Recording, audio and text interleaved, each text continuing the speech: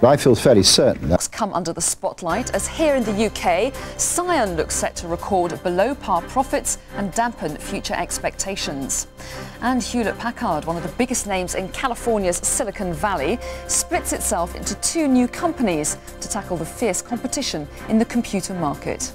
And coming up later at 6:15, Jeff Miller will tell you the companies that will make the news in the city today.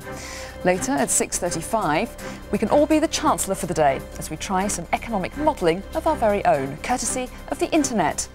And at 6:40, we report on how the government is trying to clamp down on dodgy doorstep selling.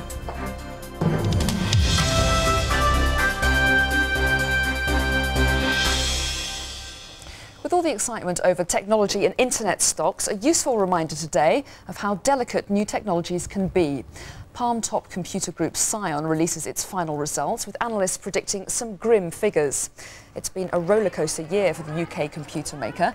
Last year, it joined forces with the world's top three mobile phone manufacturers, Nokia, Ericsson and Motorola, to develop products for the fast-growing mobile computing market.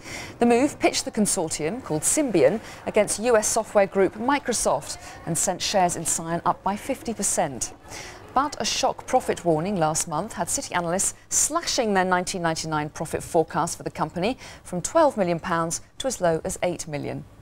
Well, shares fell by 12%, as Psion admitted it had been caught out by technological developments, with its PC modem cards becoming outdated almost overnight.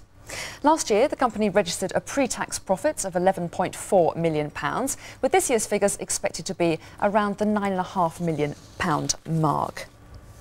Well, joining me now for a look ahead at Psion is Simon Rockman, publisher of What Mobile. Simon Rockman, that profit swarm in February has given Psion a bit of a rock, hasn't it? Was it overhyped in the first place, do you think?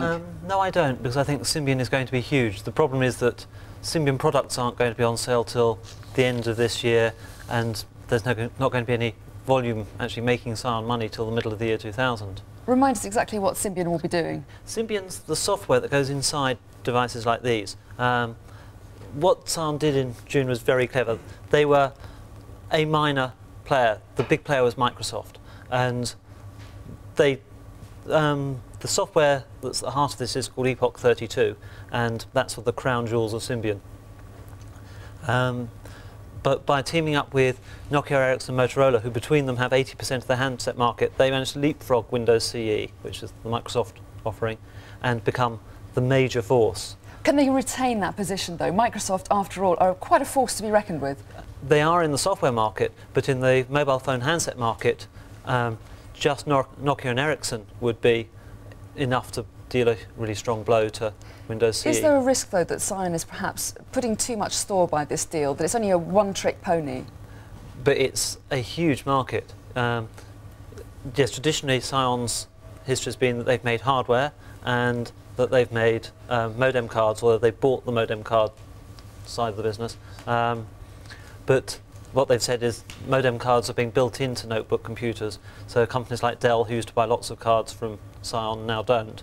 What about for Psion shareholders? They've had a bit of a bumpy ride, haven't they? After all, shares are up at about £9.50, and they're now just at £7.50, so that's quite a steep fall. You personally, would you buy Psion shares? Yes, I would. Why? Because I think Symbian is going to be so big. If you look at what Microsoft's doing to try and combat Symbian, things like an alliance with BT, they're looking around the edges to try and find players to join in with, because Symbian's already got the major players.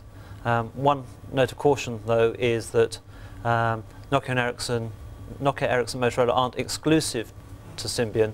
They could, so this is an Ericsson product that uses Windows CE, and although this dates to before the deal, there could be future products. That cuts both ways. Some of the Microsoft partners can, well, BT have said that they'll do both. So it's going to be a business of alliances, but Symbian has the strongest friends. OK, Simon Rockman, we must leave it there. Thanks very much indeed for joining us this morning. And time now to take a quick look at the markets. And let's start with the markets that have been up